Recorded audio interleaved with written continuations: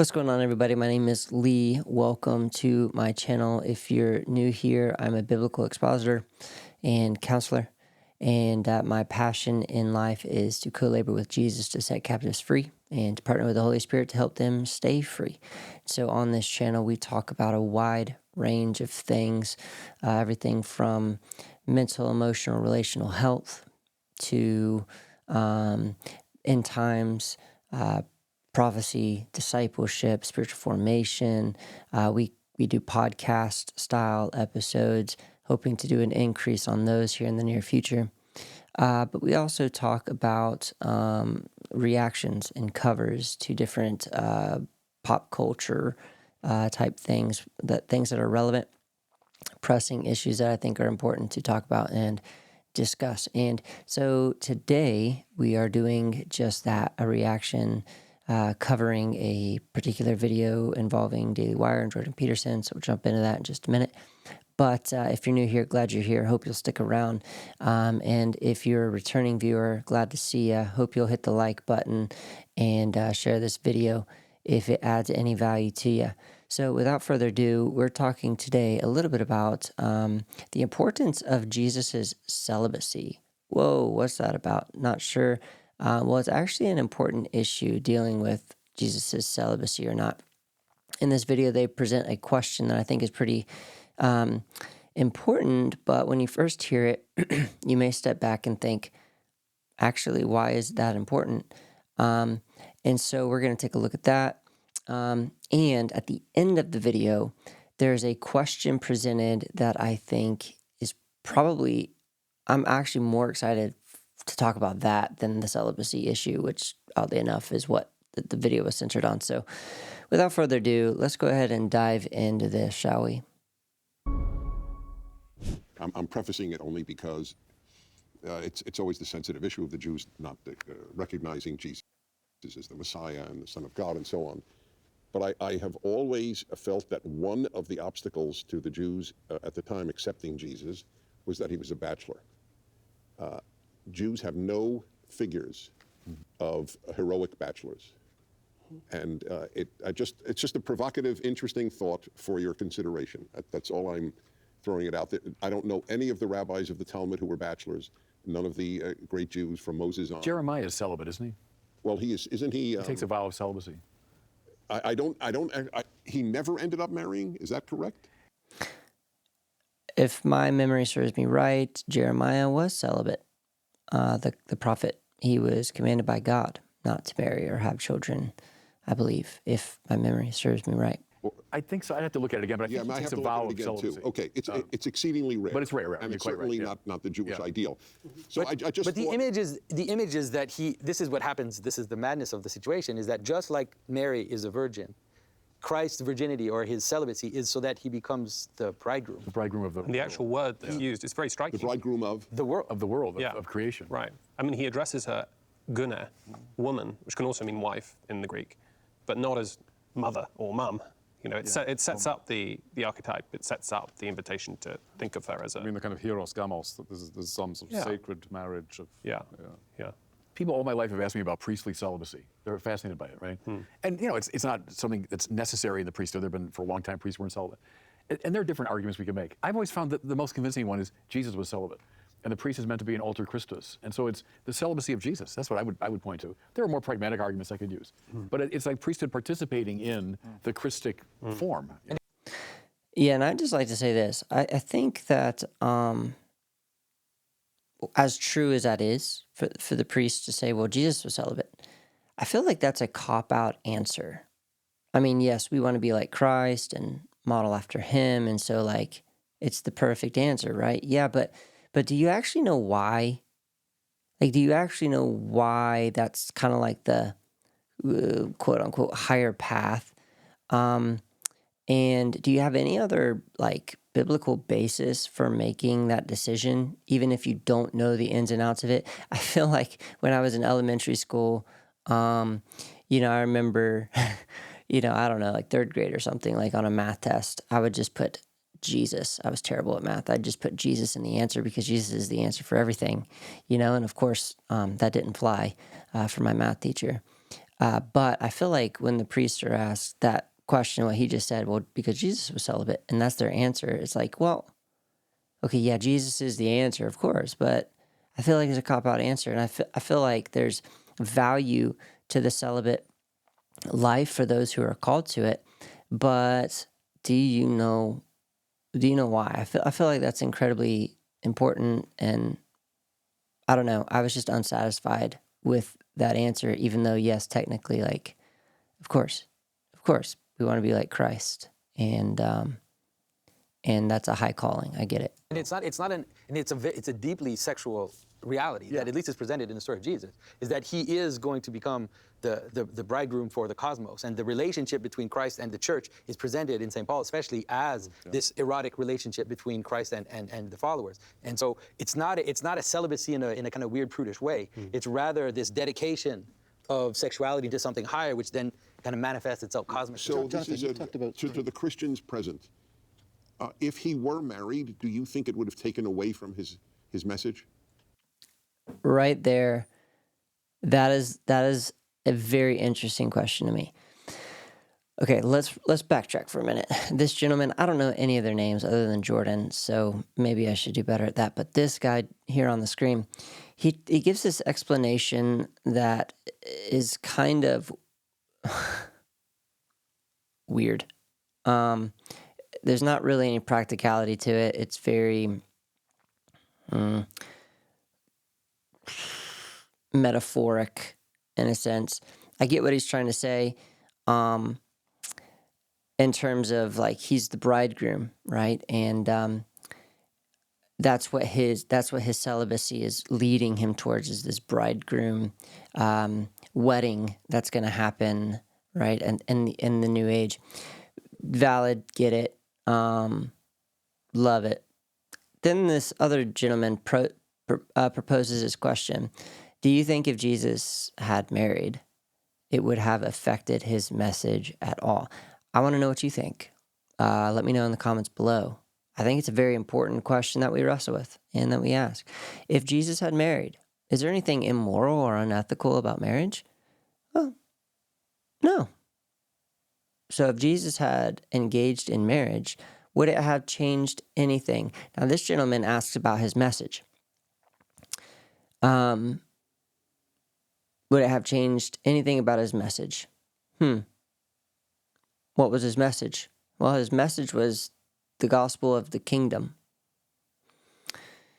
Man, we could go down a rabbit hole here. So his message, we could go down a rabbit hole there on the whole message idea.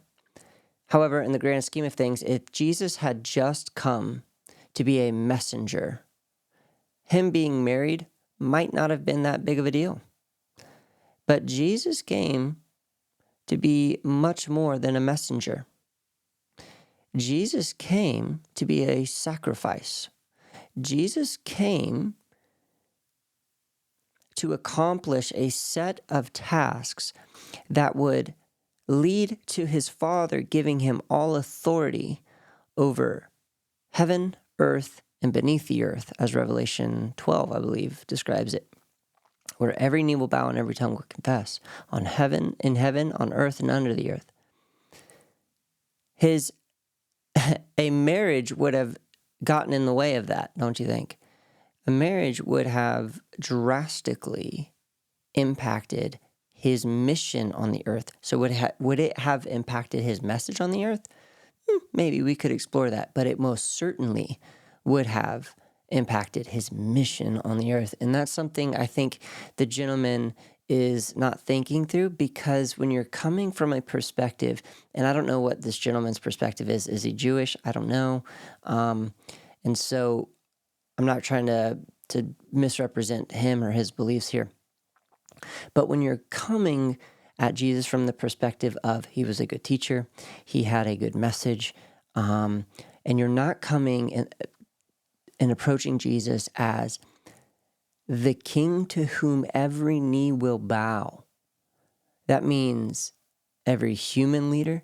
It means every demonic entity tormenting you. It means Satan himself and every other entity that is in our realm or another dimension, no matter how powerful it is, Jesus has authority over that because he accomplished the mission his Father gave to him.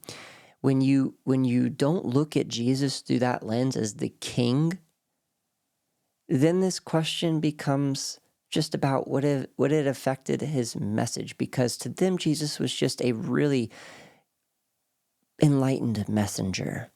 And when you don't see Jesus as king, you're missing it. Because Jesus, a cool messenger, but so is Buddha, Muhammad, Gandhi. I mean, we've had a lot of Martin Luther Jr. We've had a lot of good messengers throughout history, but Jesus is king. And when you start to bring authority into the message we're giving, that's where everything changes. Marriage would have most definitely impacted his mission. This is why Paul encourages us to, for those who are called to it and can, Paul says, I wish that you would remain as I am, referring to being single, because then you can focus on kingdom matters in this age. Because that should be the highest priority, but when you're married, then you have earthly matters to tend to, right? That's what Paul's saying. And of course, there's also this simultaneous command to be fruitful and multiply. And so the idea of marriage and multiplication, of course, is godly and the same, but there seems to be this higher calling that for those who can endure it and are called to it in this age, celibacy is a higher path that can be taken, a sense of a higher nobility, for like a sense of a higher consecration or a higher path of a consecrated life. Jesus even talks about for those who can endure it for the sake of the kingdom, they'll become eunuchs, right? Okay, and so we can kind of get a glimpse of these ideas of like there's something about the celibate life that is a higher level of consecration. It's almost like the idea of this dish being reserved for special use. It's just, there's something about it, right? And so, so Jesus, the matter of Jesus' celibacy, not so important for his message, but highly critical for his mission. Let's continue on. I mean, it didn't happen that way, so I don't know how to answer that question. And this is a cop-out answer. Now, to be fair, he was put on the spot. Who knows what anyone would have said in this moment to be put on the spot. But I can't stand the answers of like, it didn't happen that way, so I don't have to answer it. No, well, like, let's think about this for a minute. Let's pull this out. I think that a good answer is, I don't know how it would have affected his message, but redirect to the mission of Jesus and pull out his authority to save and to deliver and to be the king, right? Like, let's talk about that for a minute. That's when people get saved. That's when shackles break, and that's when demons flee. When you talk about the name of Jesus, and by the name, I mean his authority and his reputation. That's fine. It may be unimaginable. Not his message, but I think the symbolic dimension. By the way, on behalf of the Catholic Church, I just want people watching to understand that marriage is a sacrament of your church. Of course. Yeah. People may not know that. They may think the only sacrament. No, right. It is. Okay. But it's also related to this idea of sacrifice, which is really important. That the sacrificial element that Christianity offers is life-giving. And so we say the life of the church is based in the martyrs, right? The life of the church is based in these ascetics. So downstream from the ascetic is actually families with 10 children and like huge burgeoning service communities. of life. And so the sacrifice is like this pointing up, which looks like it's a negation, but it ends up being a seed that fills the rest. the of the highest world up. union. That's right. And so that's important because it's really the way it's understood. There's a celibacy in marriage that's in service of life, and the celibacy in marriage is that you don't sleep with anyone else, right? That's right. Yeah, we say marriage is a cross. There's another married man who says what I've said my whole life. The only difference between me and a priest is he can't have any woman, and I can't have any woman but one. Right. All right, so let's turn to this next. I wanted to ask Jonathan. I don't have any comment about that. Seems kind of silly. No, celibacy is about the self-denial of sexual gratification. So if you're married, you're engaging in that. Now we're talking about celibacy is not the refraining from fornication or adultery or polygamy. It's the refraining from sexual intimacy and gratification, even with one person. So, okay. Now, this question, I think we're about to come upon it, is a is a fair question that I think I've already hit on a little bit. So we'll see if I need to wrap back around on anything. Oh, yep, please go Jonathan, ahead. you brought up a theme again, and you've done it multiple times, this idea of inversion. You've got something, here's an existing story, in the way Greg's talking about stories, right? And then it's being inverted, and Jesus is taking it and inverted. But you also speak of inversion elsewhere as something negative, right? And what's the difference between those two inversions? So the difference in the case of Jesus is that the inversion that Jesus brings is a return. So it's basically, imagine there's a situation that brings you away from the garden, brings you away from holiness. Jesus flips it and then makes it into a return to the center. And so he's going to do that nonstop all through the story. Everything that he does, he does everything that happens in the garden, but he does it towards a return. And the return is Eats the normatively- fruit, he dies, he does all the things. And the return is a normatively good thing to do. It's a return towards the center, towards the seed, towards the And that's good. meaning. Oh, yes. And so the pejorative Towards inversion would be paradise. something. But I don't understand. And I haven't watched the whole series here. Maybe they're trying to keep their language very literary, poetic, metaphoric. But dude, a return towards the seed? Like that, the answer there just kind of boggles me. Like, what does that mean, right? Why not just say, yeah, it's a return towards what God intended for all of humanity and creation to be in the first place, before the usurpation and the fall. That's what we're returning to. We fell from this state that God had originally designed in the garden. We fell from that, and we've gradually been getting more and more chaotic. And Jesus came to invert, and we're going back to what we fell from, but not just a restoration. It's a complete and utter overhaul. Things are also going to be upgraded simultaneously because of Jesus's sacrifice, obedience, and authority. Anyway, let's see the last few seconds. It's a garden. Yeah. The negative inversion would be something that takes you further away from that. That's right. I don't know where that I just wanted to get clear on, because you used both. You used these both, and I wanted to know which one was which. Inversion in service of what is the Yes, question. yeah. Okay, inversion in service of what? Yeah, so, okay. I think I made that clear. I just was like, that's such a good question that the gentleman proposed. And I don't know all of these guys' faith views, but I think you got the Catholic. I think you got maybe the gentleman who was predominantly speaking from the Christian faith. I think maybe he was an Orthodox, maybe a Jewish representation, maybe not. I don't know exactly what they've got around the panel there.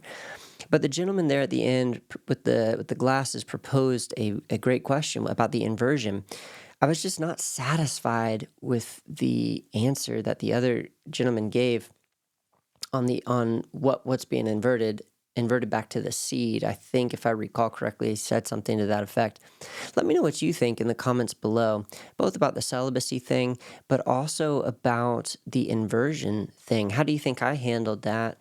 And do you think there was more that could be fleshed out or pulled out there that we could consider? I think this is incredibly important for us to think about and be aware of. For one, being able to articulate properly the gospel, but also to make sound decisions in our life, but also to just be aware when we're hearing these debates and conversations and things, not to get sidetracked. For example, what I mean by the sidetracked thing, one could have said right there at the first question, do you think if Jesus had been married, it would have affected his message? And if we're not careful, we may forget all about his mission, as I went into there. And I think that's incredibly important, because someone could go off and one little seed of thinking could grow and blossom into just, you're out in the middle of no man's land right now. How did you even get here? And it started from this little seed of, well, if his seed couldn't have affected, if him being married wouldn't have affected his message, then this, and then this, and then this. And then you follow those conclusions, and all of a sudden you're just out in nowhere. You know what I mean? So anyway, I think these are important. I hope this has been interesting for you. As always, I'd love for you to like, share, subscribe, hit the notifications, leave a comment, all the things. But nevertheless, thanks so much for tuning in. I'll catch you next time.